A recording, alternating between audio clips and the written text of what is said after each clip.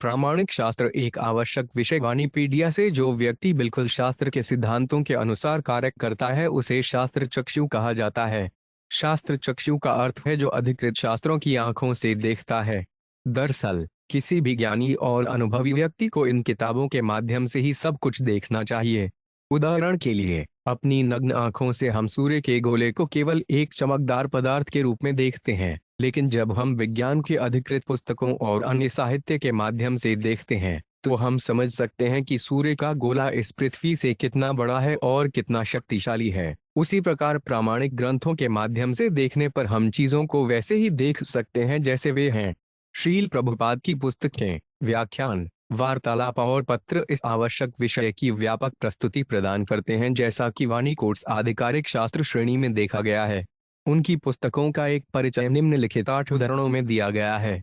श्रील प्रभुपाद की पुस्तकों से उदाहरण भागवत पुराण और वैज्ञानिक परिमाण के अन्य आधिकारिक ग्रंथ वर्णन करते हैं कि शरीर के विभिन्न रूपों में जीव एक के बाद एक कैसे विकसित होते हैं।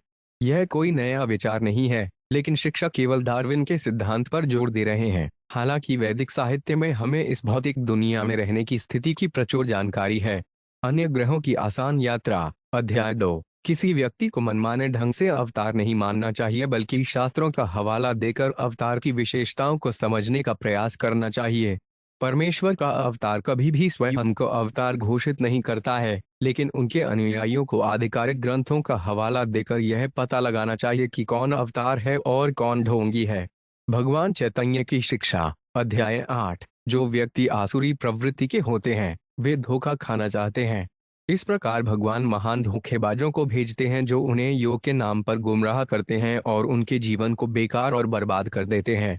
इसलिए भगवद गीता में 16वें अध्याय श्लोक 17 में यह स्पष्ट रूप से कहा गया है कि स्वनिर्मित प्राधिकारी अवैध रूप से एकत्र किए गए धन से फूले हुए आधिकारिक पुस्तकों का पालन किए बिना योग करते हैं। उन्हें उन निर्दोष व्यक्तियों से लूटे गए धन पर बहुत गर्व है जो धोखा देना चाहते थे। श्रीमद् भागवत 3.21-7। भगवान की अवैयक्तिक और व्यक्तिगत अवधारणाएं एक साथ मौजूद हैं और यह तथ्य भगवद गीता और श्रीमद् भागवतम और अन्य वैदिक ग्रंथों दोनों में स्पष्ट रूप से वर्णित है। मानव बुद्धि के लिए अकल्पनीय इस विचार को केवल शास्त्रों के अधिकार पर स्वीकार किया जाना चाहिए और इसे केवल भगवान की भक्ति सेवा की प्रगति से ही व्यावहारिक रूप से महसूस किया जा सकता है, न कि मानसिक अटकलों या प्रेरक तर्क से। श्रीमद् भागवत 2.6-39। व्यक्ति को आध्यात्मिक गुरुवार के आदेश से या आधिकारिक ग्रंथों के बल पर इन विभिन्न नियामक सिद्धांतों का पालन करना होगा और इनकार करने का कोई सवाल ही नहीं हो सकता है। इसे वैधि या विनियमित कहा जाता है। बिना तर्क वितर्क के यह करना होगा। साधना भक्ति के दूसरे भाग को रागानुगा कहा जाता है।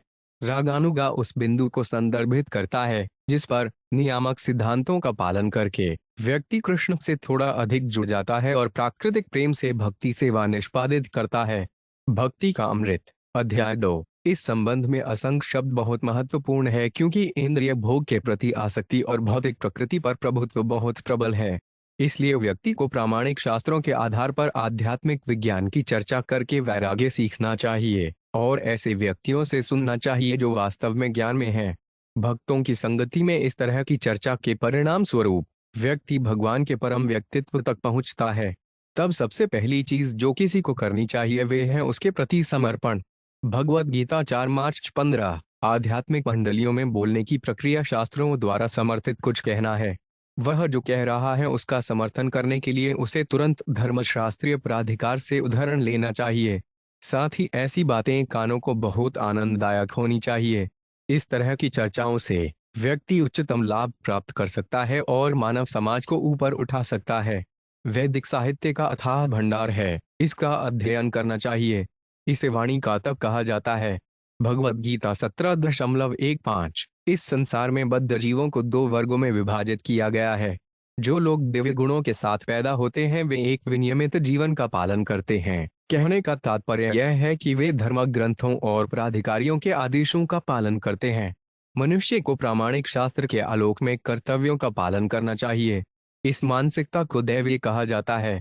जो व्यक्ति शास्त्रों में बताए गए नियमों का पालन नहीं करता और अपनी इच्छा के अनुसार कार्य करता है वे आसुरी या आसुरी कहलाता है। भगवद गीता 16.6।